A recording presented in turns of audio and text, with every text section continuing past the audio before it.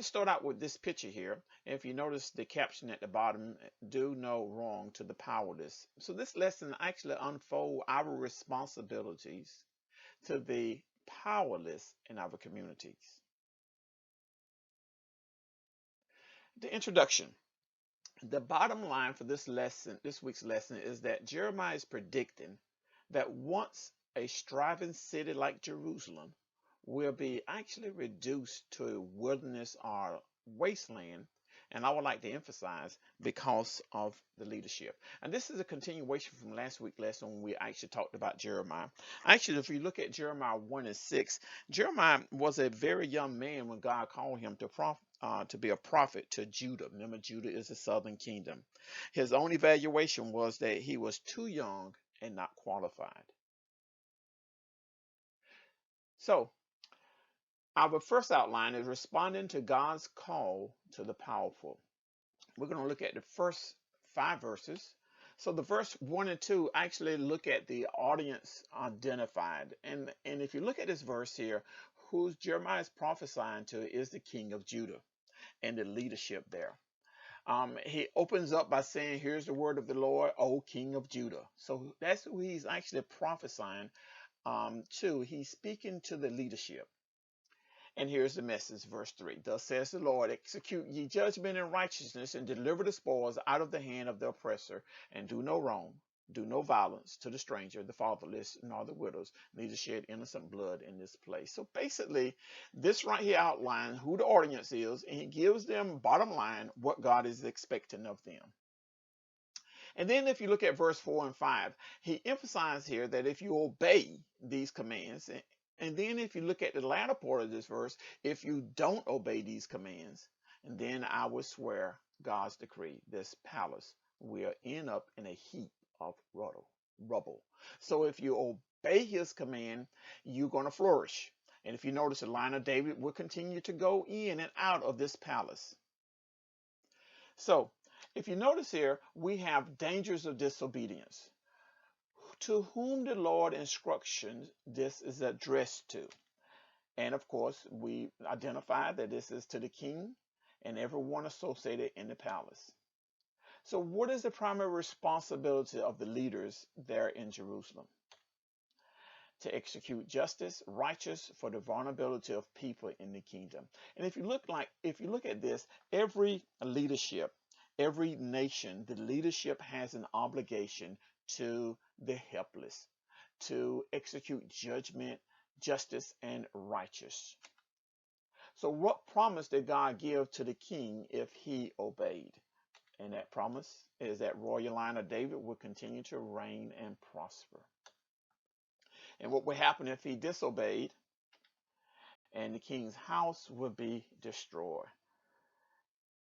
So the first question I want you to look at is, which sin of injustice are most in need of correcting today? So we're taking this lesson, we're looking at realizing that King Josiah was a righteous king, but his sons, as we studied last week, those 5 sons actually were continued the evilness of their grandfather Amon, and continue the even of the predecessors before they came on board, not of their father Josiah.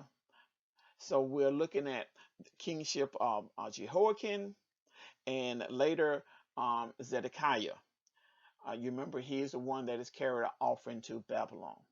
So when we look at leadership, think about leadership. Is leadership exercising what is right? Are they doing what is right to the ones that are being oppressed? So verse 6 and 7, this is where we remember God's covenant with God's people. So verse 6 and 7 says, for thus says the Lord unto the king house of Judah, thou art Gilead unto me, the head of Lebanon. So these are 2 areas. And if you really think back, Lebanon is the place where David got the wood to actually build the temple and build the palace. These are beautiful forests here. Zechariah talks about these forests. in the book of Zechariah. And if you actually begin to read that, you'll notice that Zechariah also predicts that the destruction of these lands. So if you look at it in the message down below, verse 6 and 7, I have it there in a box. It says, "This is God's verdict on Judah's royal palace. I number you among my favorite places, like the lovely hills of Gilead, like the soaring peaks of Lebanon. Yet I swear, I turn you into a wasteland, as empty as a ghost town. I hire a demolition crew, well equipped with sledgehammers, wrecking bars, pound the country to a pulp, and burn it up." So this is what Jeremiah is actually talking to Josiah's son, Jehoiakim, who actually, if you remember, he actually only lasted for 3 months. And Pharaoh carried him off into Egypt to exile. So if we look at these verses, if you look at verse 8 and 9, example of disobedience is, "Many nations shall pass by this city, and they shall say every man to his neighbor, wherefore has the Lord done thus unto this great city?" So basically, once the city is destroyed, people are going to look and say, wow, their God really became angry with them, because they were not examples. And then in verse 10, he tells them, "Weep ye not for the dead." This is in reference to, don't weep for Josiah, but what you need to do is bemoan him that is alive, the leadership that is alive. Weep sore for them. Many times we tend to weep for the ones that have passed on. But what about the ones who are alive? What about our leadership today? Are we weeping for our leadership today? Notice the end of that verse. "For he shall return no more, nor see his native country." And actually, that is Jehoiakim, because he was carried off into captivity by Pharaoh Necho, Pharaoh Necho. And he didn't return back.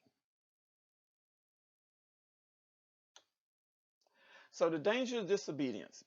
Even though the Lord cares about the people of Jerusalem, they are like Gilead and Lebanon to him. And what will you do if they continue to disobey him?